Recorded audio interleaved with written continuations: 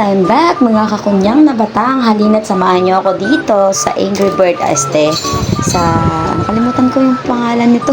Dito nga pala kami kumakain ng mga sushi dito kasama ng mga amo ko. At for today's video nga, kakain tayo naman maraming sushi, sashimi, or whatever. Basta yun na yung mga Japan foods. Dito nga pala sa kainan na to, alam nyo ba kung ano nagdi-deliver ng pagkain natin, kada order natin? And syempre, meron dito maliliit na tray na gustong-gusto ng alago ko. Kaya naman, balik-balik kami dito para kumain. Actually, 4 times na nga ako nakakain dito. And hindi nagsasawa yung alaga ko dahil natutuwa siya makita. Ito na nga, parating na yung tren. Ayan na. Ito yung pinaka-best experience na nagustuhan ko dito sa Hong Kong kasama ng mga amo ko. Kasi hindi nila ako tinitipid ng pagkain. And kada order nyo nga, yung maliliit na tray na yun, yung magdi-deliver sa inyo ng pagkain. Kaya napakaganda, napaka-cute tingnan. And while waiting nga sa mga orders natin, kumuha muna tayo ng hot water. Ito maganda dito sa Hong Kong na kahit saan ka kumain, may hot water sila para hugasan natin yung mga gagamitin natin sa pagkain natin. Dito nga sa part na to, yung alaga ko, gustong-gusto niya yung ganyan, nagsasalin siya. Siya naglalagay ng wasabi, siya yung nagmi-mix. Ayan, ganyan. Yeah, let me do it like that. And dito nga makikita mo kung sino mga kasama ko. Ito nga pala yung amo ko, yung katabi ni Bata. At nandito na yun si Popo. Popo kung tawagin dito yung mga lola sa Hong Kong. Ito yung lagi kong kasama sa bahay. And sobrang mababait sila. Okay sila sa lahat. Hindi nila ako tinitipid sa kahit anong bagay. And dito nga, hindi naman ako matakaw sa wasabi. Kaya si Bata na naman na magmimix ng wasabi namin. Kasi nga gustong-gusto niya to, favorite part niya to, yung nagmimix siya. At nilalagay ko na pala yung mga gagamitin ko dito sa hot water. Para kumbaga, mas maganda na yung binababad sa hot water, di ba? At una nga dumating yung order ni Bata na udong o noodles dito sa Hong Kong. At dito nga pala, pwede ka rin pala mag-order ng udong o noodles dito sa Hong Kong. Kaya while waiting sa iba naming orders, kumakain kami ni Bata ng noodles. At ako, kinakain ko yung mga natirang meat dun sa noodles. Okay. And finally, dumating na rin yung ating gustong-gustong kainin dito. At syempre, dinayo natin dito ang sashimi or sushi.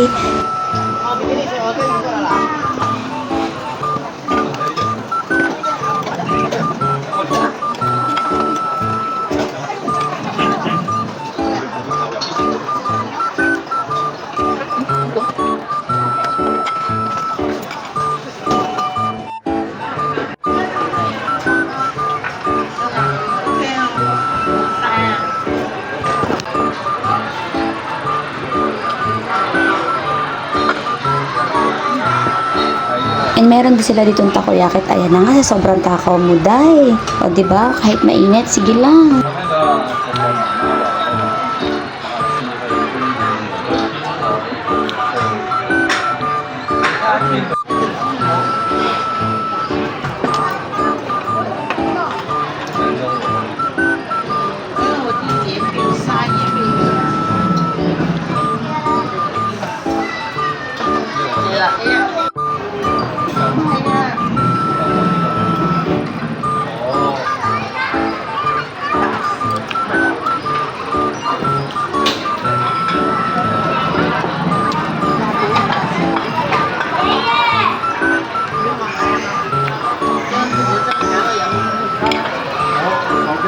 Sobrang dami namin in-order. Walang tigil yung amo ko mag-abot sa akin ng pagkain. Kaya naman si Bata sabi niya, Yaya, ang dami mo nang kinakain.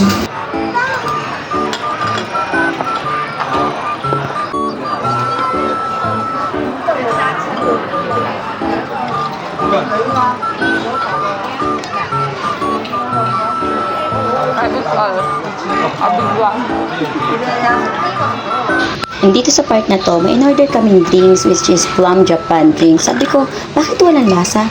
Yun naman pala, kailangan mong haluin para magkaroon ng lasa. O diba, syunga-syunga ka na naman dyan. And ito nga, hinalo ko na siya ng hinalo para naman magkaroon ng lasa. Kasi kaya pala, unang tikim ko walang lasa. O diba?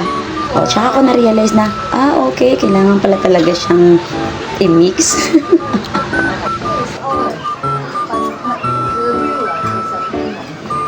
Bye-bye.